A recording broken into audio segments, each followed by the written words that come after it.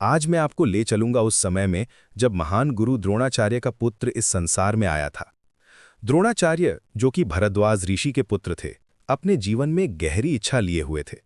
वे चाहते थे कि उनका एक पुत्र हो जो न केवल महान योद्धा बने, बल्कि जिसमें दिव्य शक्तियां भी हों। लेकिन ये इच्छा इतनी आसान नहीं थी।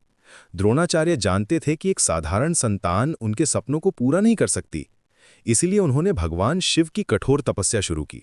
महीनों तक वे एक ही आसन में बैठकर शिवजी का ध्यान करते रहे। उनकी तपस्या इतनी गहरी थी कि प्रकृति भी उनसे प्रभावित हो गई थी। पेड़ पौधे, पशु पक्षी सभी उनकी तपस्या की शक्ति को महसूस कर रहे थे। जब भगवान शिव उनकी तपस्या से प्रसन्न हुए तो उन्होंने द्रोणाचार्य को दर्शन दिए। शिवजी ने कहा, द्रोण, तुम्हारी तपस्या से मैं अत्यंत प्रभावित हूं। तुम्हारी इच्छा पूरी होगी। तुम्हें एक ऐसा पुत्र मिलेगा जो अमर होगा और जिसके मस्तक पर एक दिव्य मणि होगी।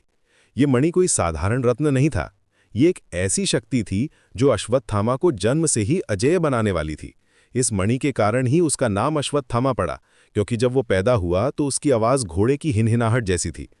द्रोणाचार्य की पत्नी कृपि, जो कि कृपाचार्य की बहन थी, ने जब अश्वत्थामा को जन्म दिया तो पूरा आकाश दिव्य प्रकाश से भर गया। देवता भी आकाश से फूल बरसाने लगे। ये कोई साधारण जन्म नहीं था, ये एक दिव्य आत्मा का अवतरण था। अश्वत्थामा के जन्म के साथ ही कई अद्भुत घटनाएं हुईं।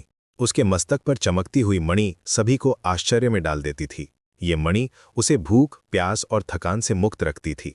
साथ ही ये उसे किसी भी अस्त्र शस्त्र से होने वाली हानि से भी बचाती थी। लेकिन इस दिव्य शक्ति के साथ एक श्राप भी जुड़ा हुआ था। भगवान शिव ने कहा था कि अश्वत्थामा अमर तो होगा, लेकिन उसे कभी शांति नहीं मिलेगी। वो हमेशा पीड़ा में रहेगा और संसार में भटकता रहेगा। द्रोणाचार्य ने अपने पुत्र को सभी युद्ध कलाओं में प्रशिक्षित किया। अश्वत्थामा ने धनुर्विद्या, गदा युद्ध, तलवारबाजी और दिव्यास्त्रों का ज्ञान प्राप्त किया। वो अपने पिता से भी कहीं अधिक शक्तिशाली योद्धा बना। महाभारत के युद्ध में अश्वत्थामा ने अपनी वीरता का परिचय दिया। वो कौरवों की तरफ से लड़ा और पांडवों के लिए एक बड़ी चुनौती बना। उसकी मणि की शक्ति के कारण कोई भी उसे हरा नहीं पा रहा था। लेकिन जब द्रोणाचार्य की मृत्यु हुई तो अश्वत्थामा का क्रोध सीमा पार कर गया। उसने रात के समय पांडवों के शिविर पर आक्रमण किया और द्रुपद के पुत्रों सहित कई योद्धाओं को मार डाला। इस कृत्य के लिए भगवान कृष्ण ने उसे श्राप दिया कि वो हमेशा के लिए भटकता रहेगा। आज भी कहा जाता है कि अश्वत्थामा इस धरती पर कहीं न कहीं विचरण कर रहा है। उसकी मणि की शक्ति उसे जीवित रखे हुए है, लेकिन वो कभी शांति नहीं पा सकता। ये कहानी हमें सिखाती है कि शक्ति के साथ जिम्मेदारी भी आती है। द्रोणाचार्य ने अपने पुत्र के लिए दिव्य शक्तियों की कामना की थी, लेकिन उन्होंने ये नहीं सोचा था कि ये शक्ति उसके लिए एक श्राप भी बन सकती है।